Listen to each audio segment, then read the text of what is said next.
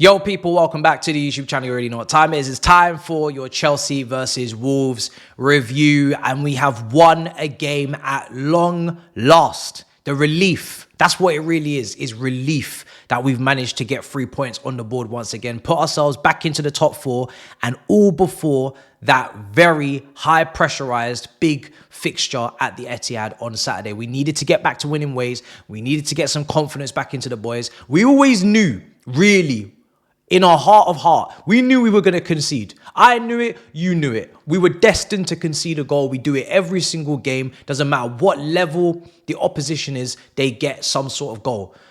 But thankfully, we responded in the right way, and it was earlier than usual, so it allowed us the time to rectify and correct our errors. But that team that went out today, really nice team. I think especially the defense, Trevor Chalobah coming back in. I was saying in the preview, the guy is much more versatile in terms of where he can play in that back three. He's played in the middle. He's played on the right under Thomas Tuchel. He's able to play on the left as he did out on loan in France at Lorient. And today, the balance that he brought, he was man of the match for me. I want to give him the utmost and biggest credit, because to come back to Chelsea and start immediately, of course, the pressure's on because our defense has been poor. We need you to come back in and calm things down, settle the back line. He was fantastic today, making big challenges. The way that he stepped up in that left-sided centre-back position and carried the ball, progressed the ball to Neto on that left wing, made it snappy, made it quick, and then also got the assist for one of the goals that we'll get onto later with the set pieces. He just had a well-rounded performance, everything that you need from a defender, that you need from a centre-back. It was fantastic. And listen, people will ask the question, what does that mean for Levi Colwill in that position? I don't really care, I'll be honest. Levi Colwill, really good young player, high potential. But haven't we needed someone with a bit more experience, someone that has been a little bit more around, been about the block a bit more, to come in and just take the pressure off, ease it? And it was wonderful to see that back line, which is probably our most experienced back line in England in terms of tossing Premier League football week in, week out at Fulham. Reese James been there and done it, Champions League, and Chalobah been in and around it, Champions League, with Thomas Tuchel. That's the back line that's seen the most, that's experienced the most in this country. And they came together as a unit and they were really good. And aerially, there was some sort of threat from the set pieces, which was nice as well. So Colwill, listen, Colwill's going to get games. Of course he is. He's going to look a lot better next to any one of those guys if they're having the level of game they played today. If Reese James is back in the back three consistently, he was fantastic as well. Colwill's going to look better for that in the middle. If Chalobah's to his left on the left side centre-back slot, Colwill's going to look better in the middle. Having that experience and that calmness around him is going to help him and kick him on leaps and bounds, instead of him having to actually play next to, say, Acheampong, who's got to guide and lead and look after, when really he's the one that also needs guiding at times as well. So yeah, it's not a problem. It's not a worry. We're better today in the back end of the pitch. I thought Reese James was really good. I thought he was really good, man. The way that there's just an aura and a presence of Reese James when he's on that pitch. And this is not even Reese James at his best. We know what Reese James looks like at his best. But Reese James just being out there as the captain, when the ball's going down the channel, winning the shoulder to shoulders, getting the ball and just doing that spin that he does that just allows the attacker to just follow him, using his strength, using his body to pirouette and to turn. It's just lovely. It's just assuring. It makes people feel more comfortable, more calm, more at ease, knowing that he's on that side of the pitch handling business. And going forward, he's going to give you the quality. He's going to give you a little bit of a threat where the players on the opposition side are thinking, yo, we can't let Reese James get too close to the box because he will let it fly. And that's what he did. That's what he did. And then, you know, they tried to rule it off for offside. They tried to do us dirty. But at the end of the day, when you look at the offside line, Tosin's onside, and it's taken a nick off the Wolves defender before it's even come to Tosin. So it's no longer even a Reese James assist, or it's no longer even, you know, a conversation of being offside. It's just, can you be composed? Can you calm yourself down in that moment on the penalty spot and direct it into the back of the net? And he can. So he gets his goal, not long off a couple, you know, mad long shots, not so long ago against Morecambe. So really good to get the goal. I thought our play deserved it. In that first 30 minutes, we were playing very well. We were very good. You know, you could tell the boys were on it. The intensity was good. I thought Dewsbury Hall, I want to mention him as well. Dewsbury Hall coming back off of injury or wherever he's been, coming straight into the starting 11 because there's no Enzo, there's no Lavia.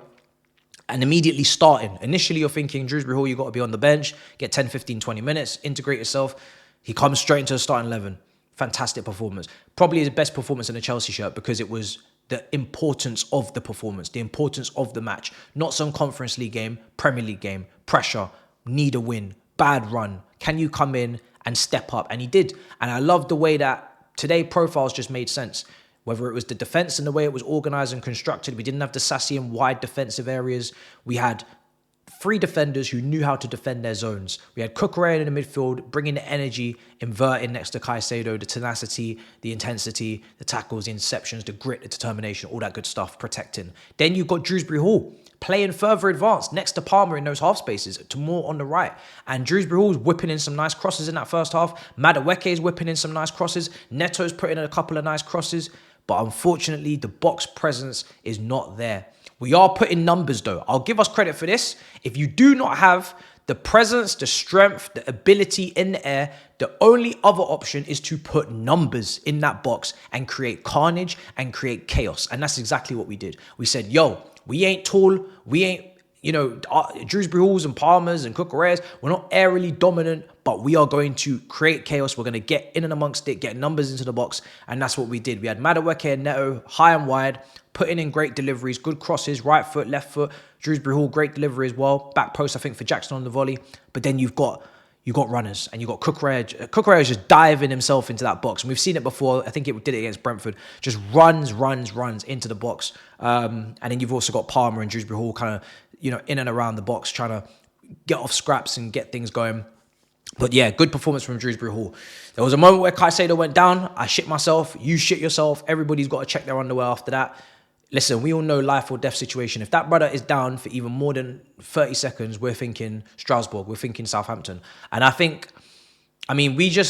that moment in itself, that risk of him not being able to play against Man City, the Etihad, that moment of, is he injured, is he okay? I can't deal with that. I can't sit here with, that level of anxiety watching Chelsea. I already have anxiety watching Chelsea. I already have stress. I already have, extra wrinkles. I don't need extra problems. For me, the gasp, the cries for recalls cannot be clearer. We need options in that midfield, because if that guy goes down on February the 2nd or 3rd, after the window closes and we have not called anyone back, it will be a problem. I'm telling you now, it will be a problem. Dewsbury Hall, great performance. He was more of an attacking midfielder today. That's actually what we bought him for from Leicester, right? Would you believe it? It wasn't to play deeper. It wasn't to be sitting in a 6. It was to play in the half spaces. It was to provide crossing. It was to provide under and overlaps. It was to provide a long shot, a goal scoring threat, a final pass. That's where he was today. That performance does not mean we don't need more tenacious tacklers, height in Okachuku, interceptors, whatever, ball recovery. We need still that in the midfield. We don't have that. So that was a worrying moment. We concede right before half time. The corner comes in. It's right on the near post. Sanchez is doing all sorts of Sanchez things. Some will say it's a foul on the goalkeeper. I'd like to say it's just part of the game. The game is the game with Sanchez. There's always going to be one moment where you're like, you should have done better there. Why couldn't you have collected that? Why couldn't you have, commanded your area in a less Flappy Bird way, in a more, eagle, spread your wings way? But listen, I'm not here to act surprised. I knew we were going to concede. It was going to happen anyway, so we chalk it off. Better that it happened early, more time to respond. But listen, my thoughts on long-term the keeper position. I don't need to exercise that again. So we going into the second half. There's no substitutions. I think Palmer in that first half could feel that he could have been maybe more active and alive. He was a bit quiet at times. But second half, we stepped up, man. Second half, we stepped up. Wolves, credit to them. They were getting themselves back into that game in the back end, last 10, 15 minutes of that first half. And I was getting worried because Cunha Matata on that left-hand side, he's getting involved. Larson, he's wanting to get involved. That Gomez guy, number 8, he's getting involved. Out Nori. All of the quality and chance creation and combinations all coming on down that left-hand side. And we just needed to rise and respond. And that's what we did. That's what we did. And I'm very, very happy to say now that we've won that game 3-1.